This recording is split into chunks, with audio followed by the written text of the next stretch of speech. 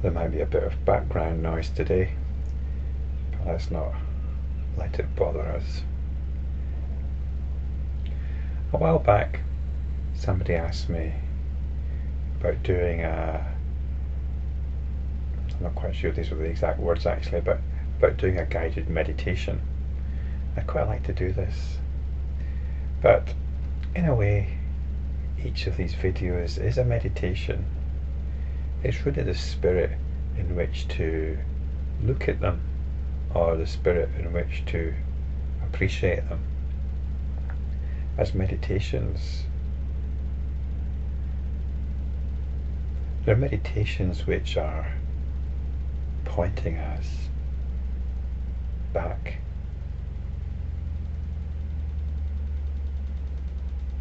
to the essential being of the awareness which is hearing this. It's easy to lose sight of it. It's easy to lose sight of this because we've got all these Sanskrit terms, these Sanskrit words which look quite complicated and imposing.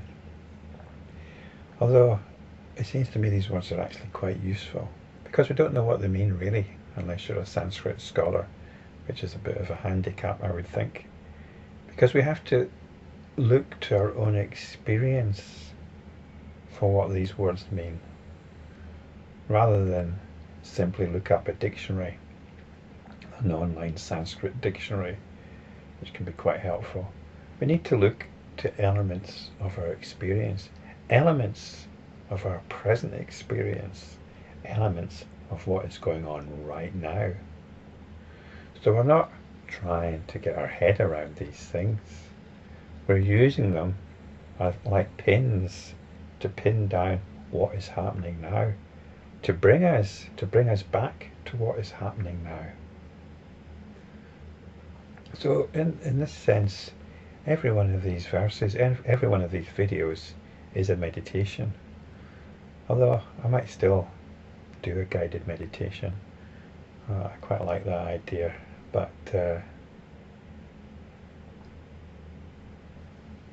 are quite a few pitfalls which I think might be counterproductive. But let's proceed and bear in mind what I just said, especially with this next verse, verse 739. Those theorisers who are without knowledge are frightened at eternalism and nihilism. The ignorant are unable to distinguish between the Samskrita, the Asamskrita, and the ego soul.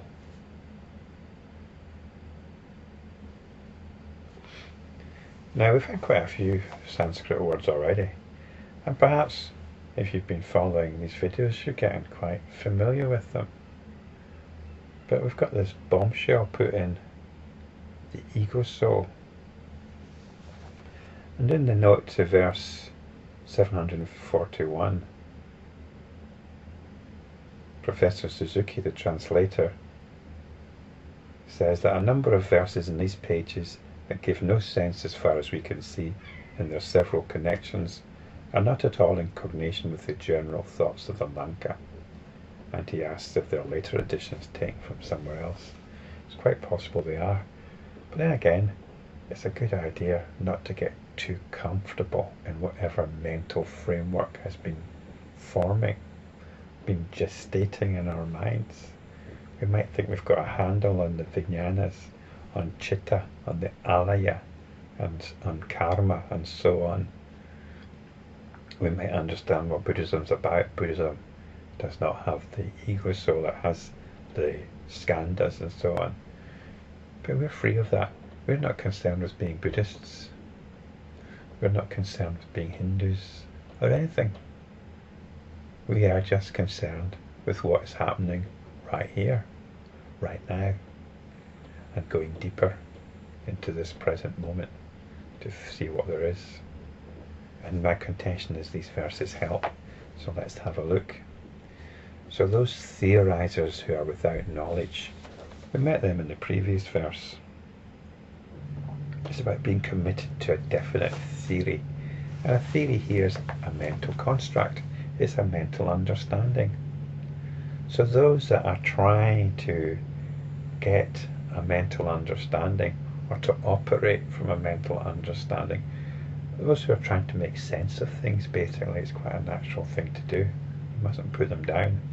But as enlightenment practitioners, we don't want to get caught up in it. So theorisers are those who are trying to make sense of things.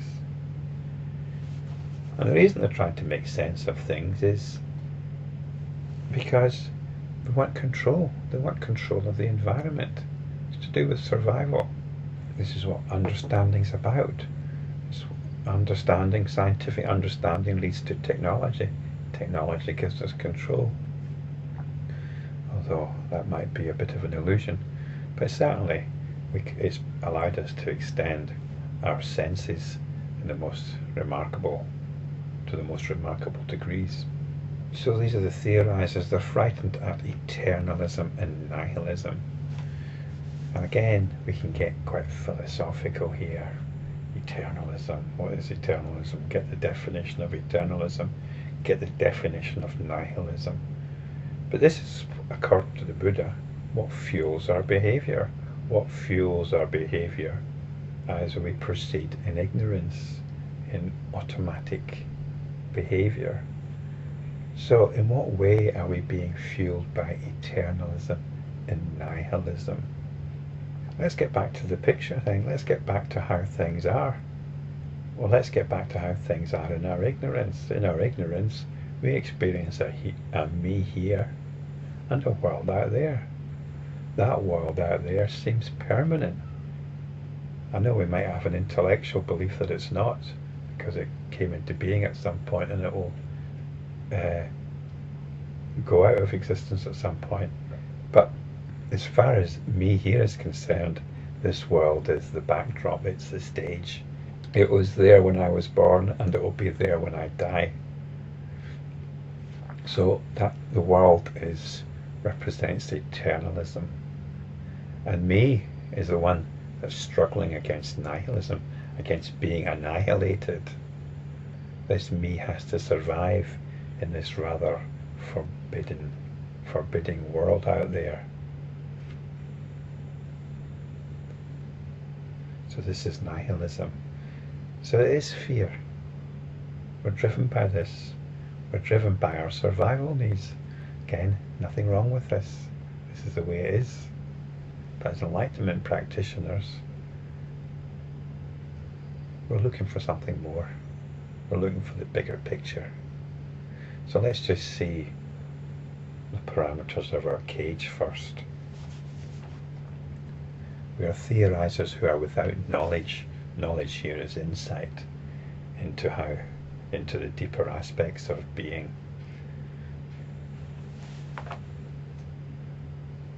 And we're frightened at eternalism and nihilism.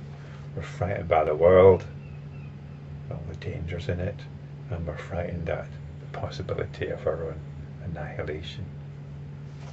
And this is what drives us on to accumulate possessions, to spread our seed, and to build our fortifications.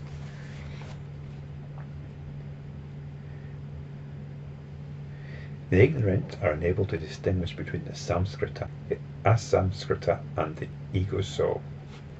So this actually follows on from the previous couple of verses when we were looking at the senses and our situation. Samskrita means compounded things, things which are made up of other things. So that's how the world is. Everything's made up of other things. The Asamskrita is the world of our thoughts. That's what's going on, isn't it? So we're not getting abstract here. Let's be careful not to get abstract. What's going on here is, in our ignorance, there's a world of compounded things. I think we'd all go along with this. But we've also got our thoughts. Here's a mouse. It's made up of different parts. It's a compound. Now if I have an image of a mouse in my head, that's uncompounded. A thought of a mouse. You might argue it's made up of neurons or whatever, but I think that would be more the cause of it rather than the actual. There's no actual structure which comprises that mouse. Although there might be causes for it, but that's a question for debate. So this is the point now. There's this external world going on, the world of the five senses, and then there's the sixth sense. The sixth sense in terms of Indian categorization of the mind, which perceives mental objects. So there's this. And then there's the ego soul, which is taboo for the Buddhist. But what is going on? What is going on? There's tension between the me here and the world out there. There's tension between my ideas, my beliefs, and the world out there. I spoke before about how consciousness is like a bar magnet with two poles. And these two poles are the individual and the world. And it's natural, and it's the nature of consciousness to expand out. And it creates this field, like a magnetic field between its two poles. And it gets caught, it gets trapped in its own field. This is our situation. We're caught up in this relationship between a supposed me here and a world out there. So this is the picture that we need to see clearly, which when we're on automatic, when we're in a state of ignorance, we don't.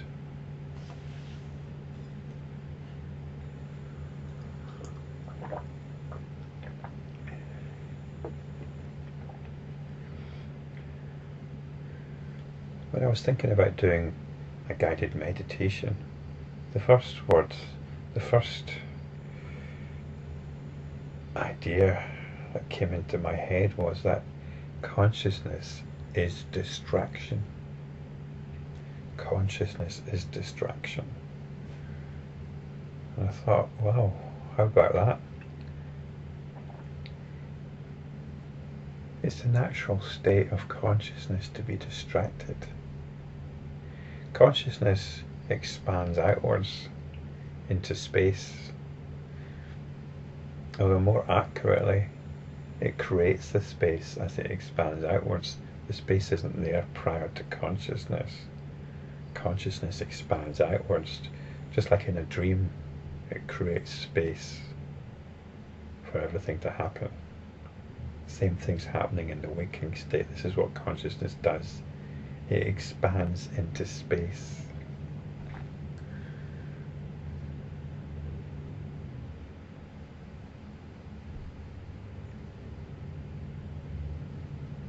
And in doing so, it gets trapped in its own field of distraction, which is that dynamic tension between its two poles of an individual and an external world. This is the ego soul. It's the relationship between me here and the world there. So this is the state of affairs. It's a state of affairs of how we are before we practice enlightenment.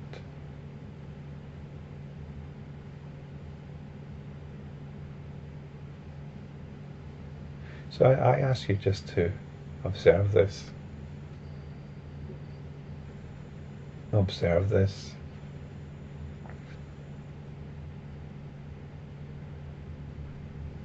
When we practice enlightenment, we're going against the natural inclination of consciousness. And we realize that it hasn't actually expanded outwards at all. It's still right here. The dreamer hasn't gone anywhere. The dreamer is always where the dreamer is. although the dreamer believes he or she has gone into whatever world the dream is presenting, but consciousness actually hasn't gone anywhere. If you can come back to that place where you're hearing these words aren't over there, coming from your speakers or earphones or whatever. They're happening right here, where you're aware of them. Here is where you're aware of them. Here is where they're happening. Here is your awareness. Although it's not your awareness, it's simply awareness. Beyond you, beyond the world.